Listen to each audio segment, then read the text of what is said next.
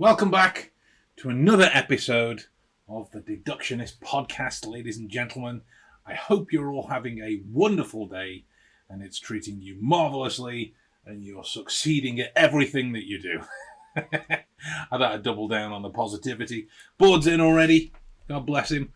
I don't mean board as a sentiment. I mean board as an account, as a follower. No, the live isn't happening on the network, so I wasn't able to get the camera kind of set up in time. As whether you know, whether you don't, Facebook doesn't allow streaming to private groups from external apps anymore. If you want to do it, it has to be as a separate stream. So it's a gigantic pain in the arse to set up. So even more so for the additional streams that I run inside of the network, you should be even more grateful. Well, you know, if you're getting value out of them. If you're not, then, you know, maybe I should work a little bit harder. But I intend to, as does all things. And it directly connects to what I wanted to talk to you guys about today.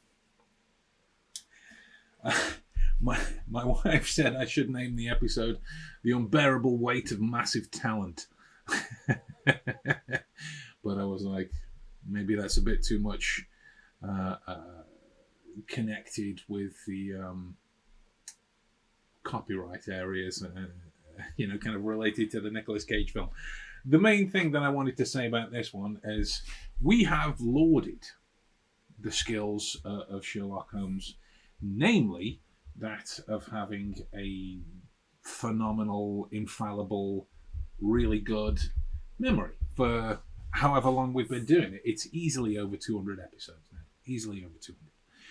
Which is something in and of itself. I'm waiting till I'm going to do a count to it soon, and when we get to the 221st episode, we'll have some fun. We'll do some things. Not that we don't have fun anyway, but it will be the 221st episode, so we'll have to do something additional and have to do something different. But it should be said that with the development of a memory comes the social expectance for you being the housing unit for all things. I can't tell you the amount of times somebody has said to me or said of me words to the effect of, "Oh, it doesn't matter, Ben will remember." Right? And whereas I love that, right? I love that. It's not always personal to everyone, right? So it's an important thing to acknowledge within the realm of memory work that you're looking to get into. There will be, whether you want it to or not, a kind of a kind of expectant output in relation to the capacity of your memory as some kind of external hard drive or housing unit for all data, circumnavigating the fact that you are a human being who is capable of forgetting. You know, I can't tell you the amount of times I've not been able to remember, like, you know, the postcode of somebody I haven't spoken to in decades, or, you know, the random little pieces of information that on the surface nobody would remember. But because I'm the guy that works on his memory, I'm always expected to remember. Right? And it's an important trade-off with that, because emotional qualities are antagonistic to clear reasoning, right? And if they weren't so dastardly, the qualities of the emotion would be something that stands out all the time, and therefore we could cope with it, therefore we could manage it, we could mitigate its influence. And yet, if we enjoy any kind of success with the development of our memories and this kind of social standing and feedback of positivity from others, it's contributory towards our ego. So the second that is challenged, it immediately deflates the efficacy, the accuracy of your ability to remember things, whether that be specific conscious intent or whether you kind of delete, generalize, or distort the randomness of events that happen around you in order to better suit this idealized standpoint that you have about your capacity within the particulars of the skill set. It reminds me of the cognitive bias, a confidence bias, in that you can rationalize your perception of evidence to fit the ego response that you have in your head, right? So you might think that you have a phenomenal memory, but you're really good at just remembering sports scores if you're into sport, right? That's the concept of that, for example. So like outside of a memory competition, if you've ever stated to somebody, I've got a better memory than you, or I'm better at this than you, then by default you're not. Right? By default you're not, because you need the ego massaging element to support the quality of your memory. And if it is that needed to be addressed, then you'd feel challenged by the strength of somebody else's memory. And in the moment, if you don't have access to all of this data, you can't compute that. Right? You can't compute that.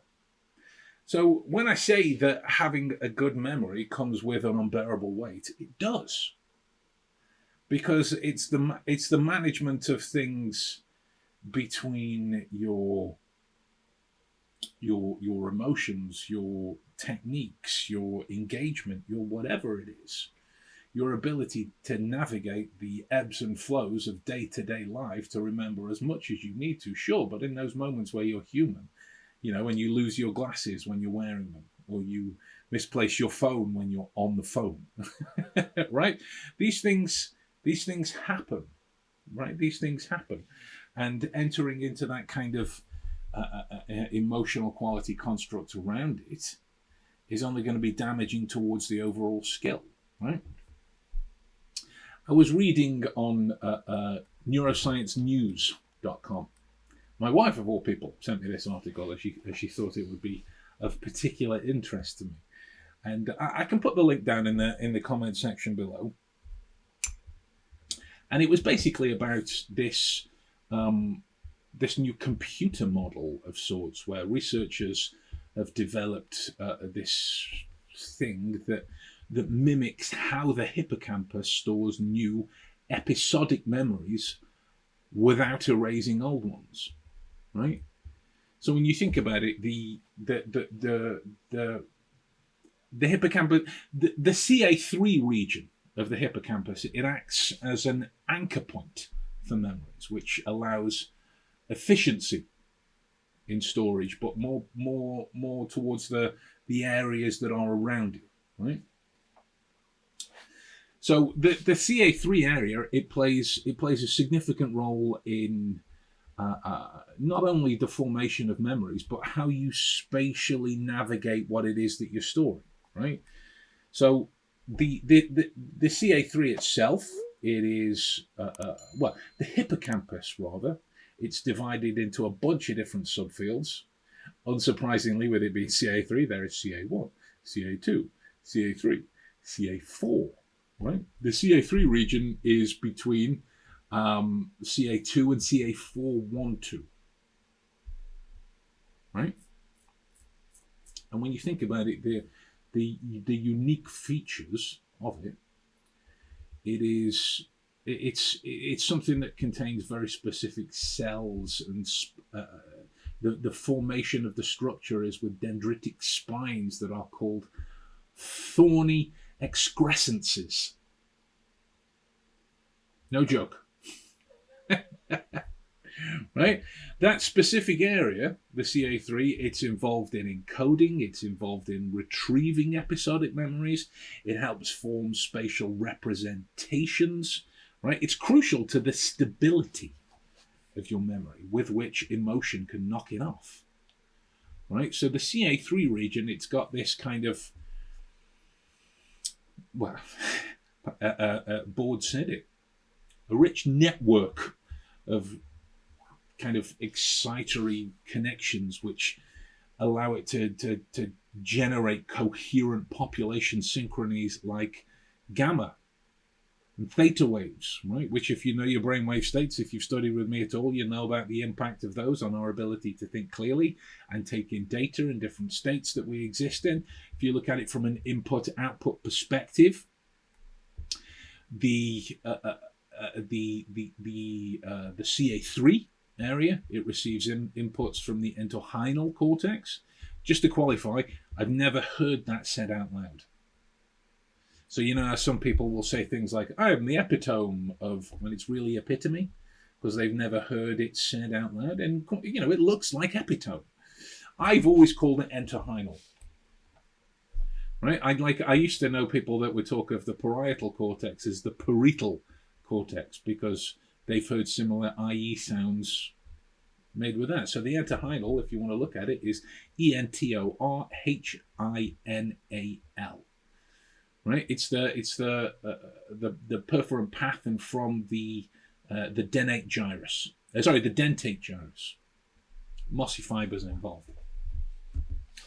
So that's going to send projections to CA1 and other regions of the hippocampus through the Schaefer collaterals, right? So there is obviously a degree of clinical relevance to this. If you look at things like the susceptibility to seizures, the CA3 area itself is mega susceptible to seizures and neurodegenerative conditions, which is why a lot of people have researched particular elements as to looking into memory techniques to fight against the flow of neurodegenerative conditions. Obviously, there is a kind of systemic approach that there's no memory technique in the world that can do that. But if you're looking at kind of mentally working out that particular area, then the notion of controlling the flow and storing episodic memories is a brilliant way to do that.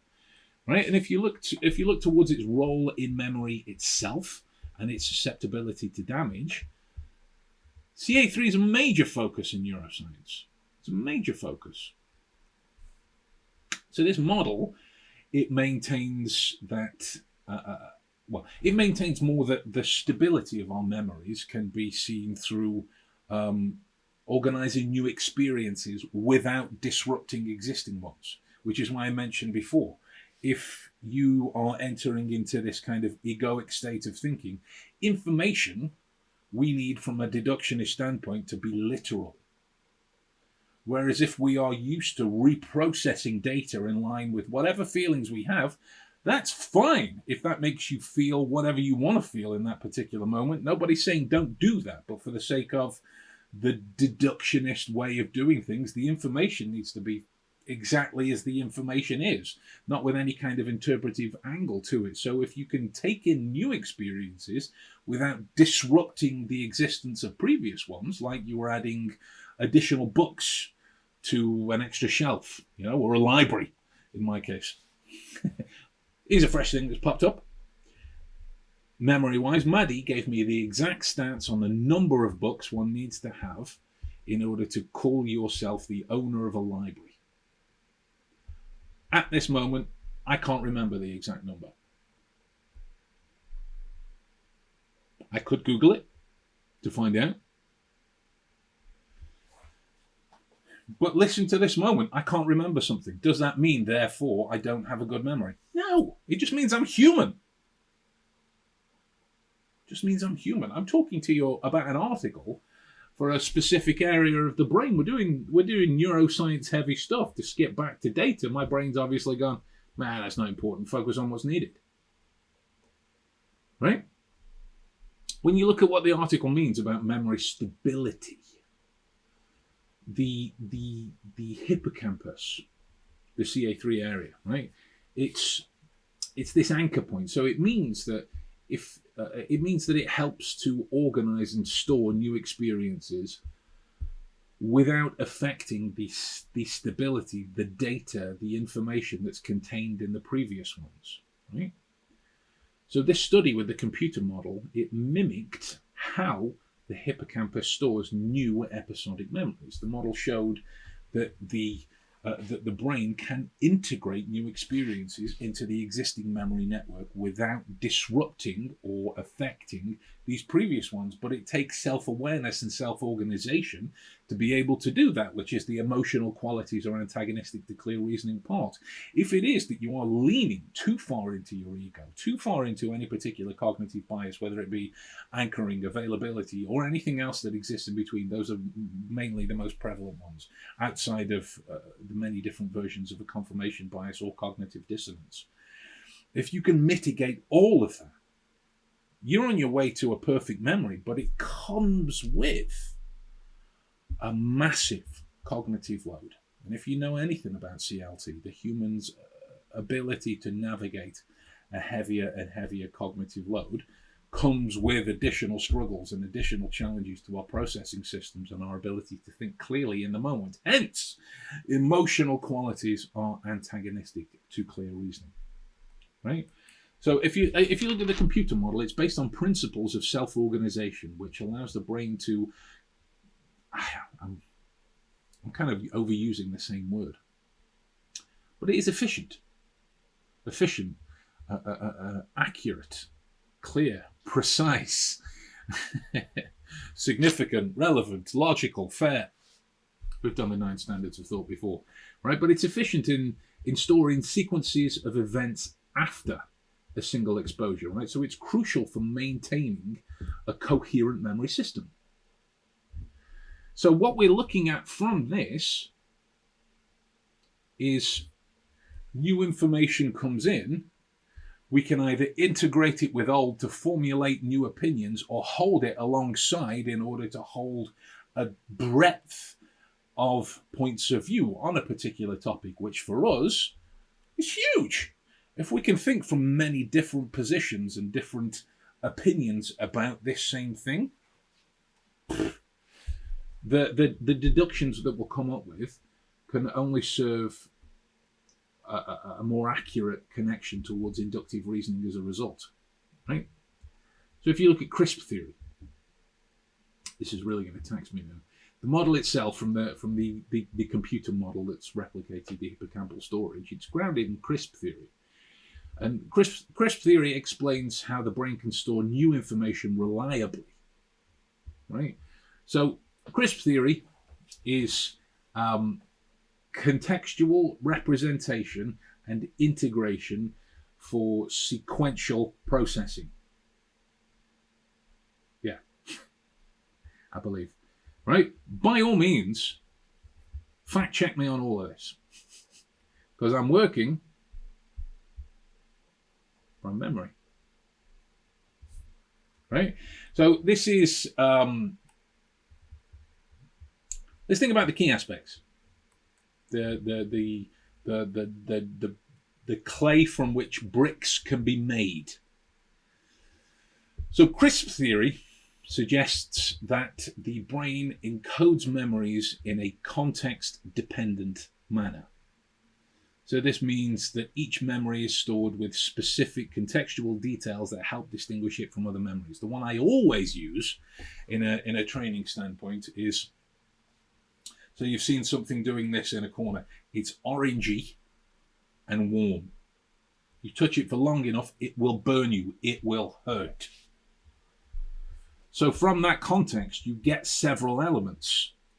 Fire hurts. Exposure to warmth for longer periods of time hurts. Increase in temperature hurts. The felt sensation that goes along with all of the above hurts. So that when these elements are replicated over different circumstances, because the strength of that contextual representation was so severe, we were able to translate the information easily. So when new information is encountered, what the brain, the old noodle, does, it integrates that information into the existing network of data, right? The integration done in a way that preserves the stability of old memories while allowing new memories to be formed. So if you were to touch a candle that burnt yourself, you then don't need the information that all candles will hurt when they're on fire. They will, but it will be the same for any particular flame that you see because of this contextual relevance of the information. So if you look at it from a from a sequence standpoint. The brain processes and stores events in a sequence. Hence, the link system, hence the journey system, the memory palace, the Roman. It's based on sequence, this leading to the next, and dominoes falling, leading to the next, leading to the next, leading to the next. Right? That's going to help organize stuff in a coherent manner. Right? Sequential processing is crucial for understanding the order of events and their relationships, right? If you were to, I think I said it last time, if A to B makes sense, B to C makes sense, C to D makes sense, D to E makes sense, then if in analyzing the process involved where A to E makes sense, you only need remember A because you get the rest of it by default, hence the beauty of the link system and all of these other things. The story element, the song element, a lot of these practices are based on cause and effect. And the relationship of humans to encode things in a prediction correction manner. Right? The theory also emphasizes the brain's ability to self-organize. Right? Meaning it can store, retrieve without external intervention. Right? And that's the key to the maintenance of stability. Right? So if it is that I store Sherlock information under 221 in my head, great. That's an efficient storage for me that allows efficient retrieval for me. But if you were to remember Sherlock data and store it in a Deerstalker or your own palace or a pipe or whatever it is, right? That's specific to you. With the nature of memory systems, they need to be idiosyncratic to you. And this is all of the information that exists under the techniques that you guys hear in like a 4-minute YouTube clip. The function of episodic memory, it allows individuals to store unique personal experiences in a temporal and spatial context, which is arguably the foundation of identity, right? So if you think about episodic memory, it's a type of long-term memory that involves the recollection of specific events, situations, experiences, and all the affiliated data therein, right? So if you've got any details like time, place, emotions, right? So if you were to think about the... sorry, Bilbo, I've only just noticed that. Man, I missed the weekly mind-blowing, so glad I'm here for this week. The way you put things is just put... Well, thank you. I appreciate your compliment. And I will hopefully in no way let that go right to my head. Right? But here's the thing. So, like, an example of episodic memory would be if you were to think about the last place you went on holiday. Right? As a piece of information, that might be... I'm trying to think of the last place I went on actual holiday. It's just kind of sad. London, right? I wasn't, but it just saves you gaining more insight into the fact that I haven't had a holiday for quite some time. So London, right? That's the information. The episodic content gets you the time of year, what you did, who you went with, kind of hotel that you stayed in, the quality of the person, your interaction with the concierge, what you did, how much you enjoyed, how much you spent. All of this is stored under that one piece of data, right? So episodic, in that sense, is unique to each individual. Therefore, you will store the same information in your head different to how I will. And you should. Right, the temporal elements, it allows you to the information in towards the time. The spatial, it's connected towards the literal space. Right, all of these are composite components of an existent piece of information. When you think about it, there is a connection towards this within everyday observations. Right, I'm looking at my desk now, and I've seen this. It's a stylus. Now, I aren't quite fancy enough for an Apple Pen. This was like, I think it was about £4 from Amazon. You know, you look at it, it's got... Oh, God. There you go. Focus. Those cheap ends. But you could look at this and think, stylus. Great. That's your aesthetic qualities that exist within that. But if you were to store a memory of you using this on an iPad or tablet, whatever, but to do it outside with a specific kind of weather, say it was blazing hot, 28, 29 degrees, which is blazing hot for the UK before anywhere else in the rest of the world gets involved. By default, then, this stylus prompts me towards the last time I used it, which was outside, which is the work that I'm using, right? So you can think about singular observations that you make in the everyday occurrences as more than just a singular, right? You can think of it with this kind of episodic quality in mind, which will make the singular observation never just a singular observation. Which is a great position to be in, because immediately, by default, you have all of these kind of connective qualities. And I'm not saying that if you were to see a stylus on the table, you should immediately remember the last time you used a stylus. It's illustrative towards the episodic qualities that you can bring towards everyday pieces of information. It's not just a stylus. Somebody's bought a stylus for a purpose. What purpose? When do they use it? Why is it not near a tablet?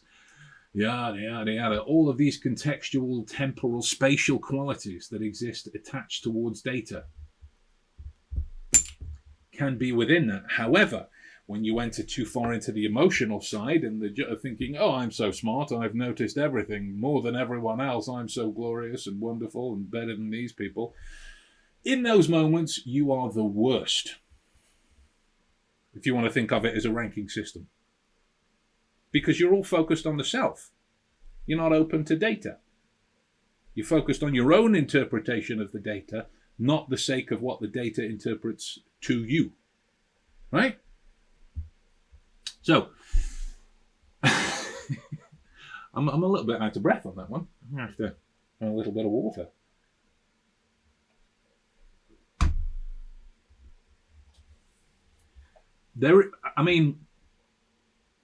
With memory and information, you want this kind of self-awareness. Well, awareness of all things in general that you're storing to understand implication, cause, effect, point of view, circumstance, concept, whatever it is, that allows you to kind of, mentally travel in time and space. And I love this term. It's known as autonoetic consciousness. How fancy does that sound? It's like when I was talking to somebody the other day about Stuart Pugh's reality matrix, which sounds fanciful and clever and smart, when really it's just listing options on a piece of paper and rating them. That's it. Right? That's all it is. So, there is this... we could dispel left and right brain right now. In terms of the qualities, that are involved, it's kind of been dispelled a while ago anyway. But when you look at the regions that are involved in not just episodic memories, but as we've spoken about episodic, we'll keep it specifically to that. The hippocampus, the prefrontal cortex, right? These areas are massive and connect to elements on all sides, in all areas of your brain. It's connection towards personal identity. It's connection towards learning and adaptation. When you think about it, if you learn something for a point of knowledge or use, if you're truly integrating it, it should affect your behavior. Right? Because it's new data. It's either going to embolden a particular position that you have, or it's going to change it. So these kind of findings on memory retrieval, it's really going to kind of enhance our understanding of what it is to retain data and how we cognitively process it. So yeah, that's how the kind of elemental qualities of having a connection towards a stronger retentive capacity will deal for you. This is the whole point in me telling you that if it is that you are going to advocate for the use of a stronger memory, a better memory, a more accurate memory, a more direct memory, a more broader memory, deeper memory, whatever it is for you. If you're going to advocate for sharpness, then there is this kind of social expectance that comes along with that. If you're going to navigate it, you need to navigate it with grace, honesty, humility, with independence, with openness, with flexibility, with adaptability, with all of these things. Because for however much you've learned about whatever it is, whether it's connected towards your personal identity, facts, and anything else that exists in between, it's all open to change. It's all open to change. If somebody as wicked and smart as, I think it was Socrates. I usually get this one wrong. Socrates and Aristotle tend to just, his names fall out of my mouth. So I think it was Socrates. I would need to be checked. Who said, all I know is that I know nothing. And yes, that might be this kind of wanky, douchey, pseudo-intellectual thing. But if you look at really what he's saying, all I know for sure is that I don't know for sure anything. Right? There are some, so I heard from a company that I've been working with that one of the trainers that they brought in spoke about how by the time your personality gets to hit 12, it's done. Your personality is fixed.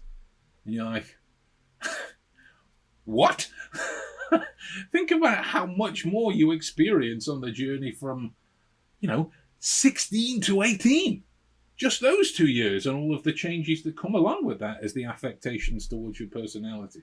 Yes, there are certain qualities about me that have been the same since I was a kid, like a really small kid. But there's so much more now that I've learned within the past few years about myself. Right? If you go back 10 years, I was the most opinionated douchebag on the planet. I mean, I try not to be nowadays. There are some people that would change, but I try not to be. Alpha Femme Christine, hey, we've not seen you here before. Welcome. This is on time for me. The older I get, the more I feel like I can't remember enough. Kudos for your honesty, first of all, right? But there again, if we look at that from a kind of statement analysis point of view, is what is the figure that goes towards enough?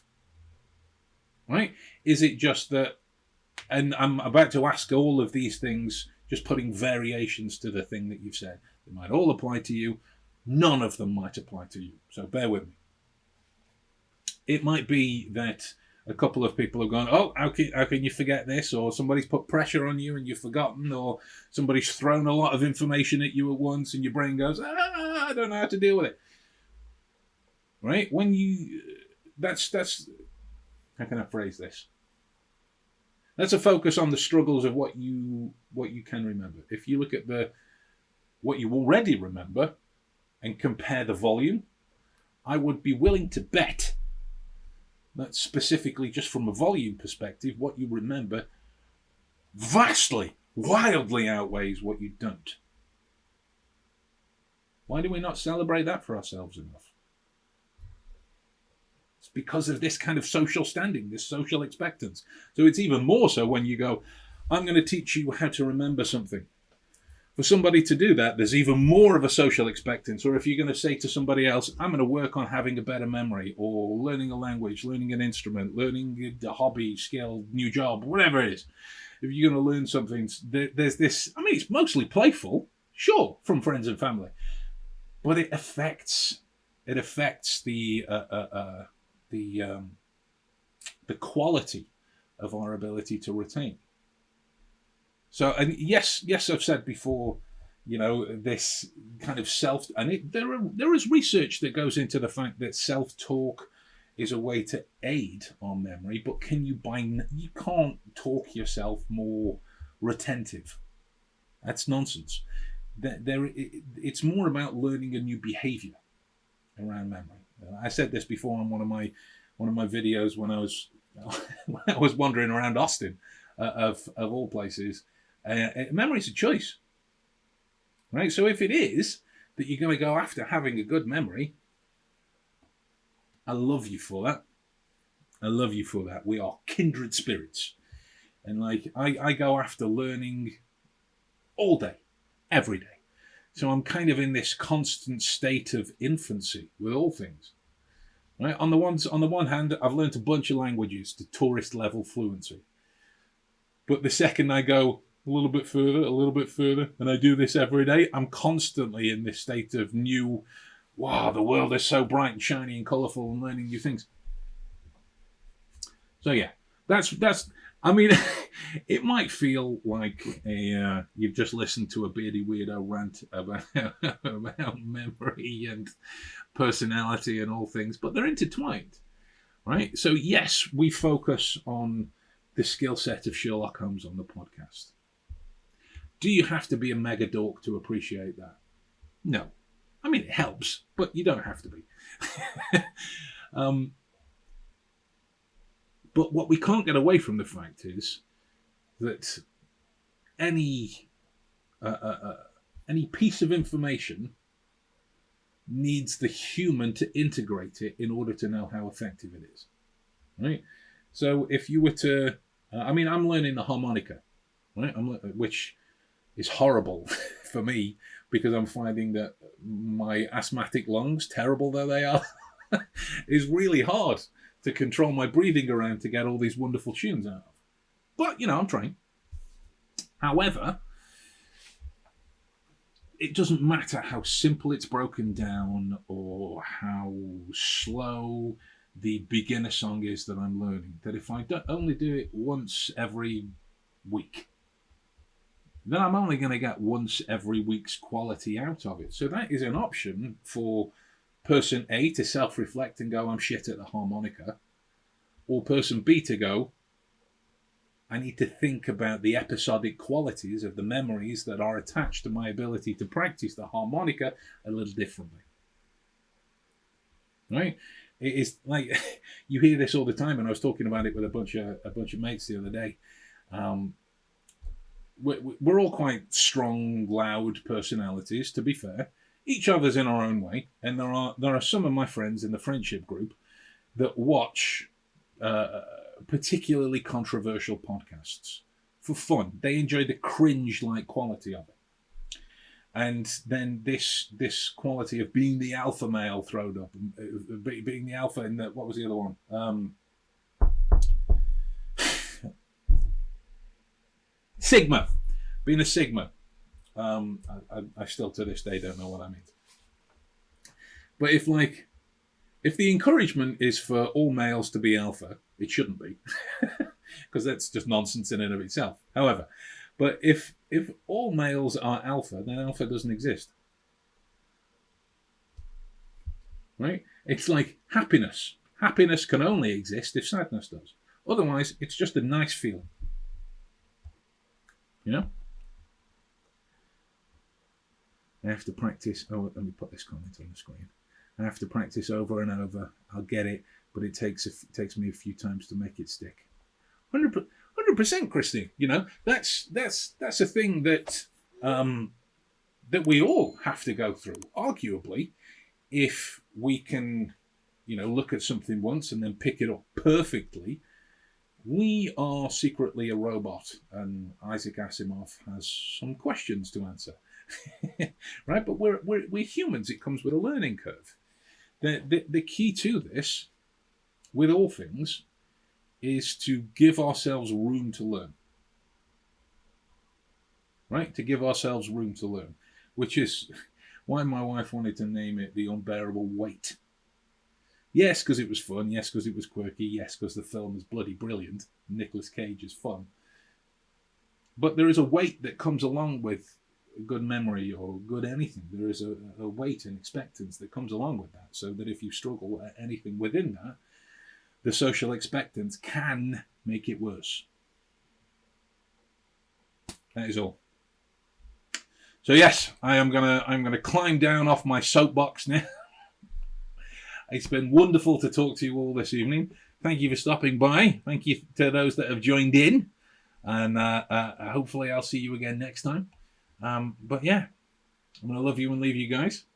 And this episode will go out live tomorrow. No, the recorded version will go out tomorrow. It's going out live now. But yeah, see you around.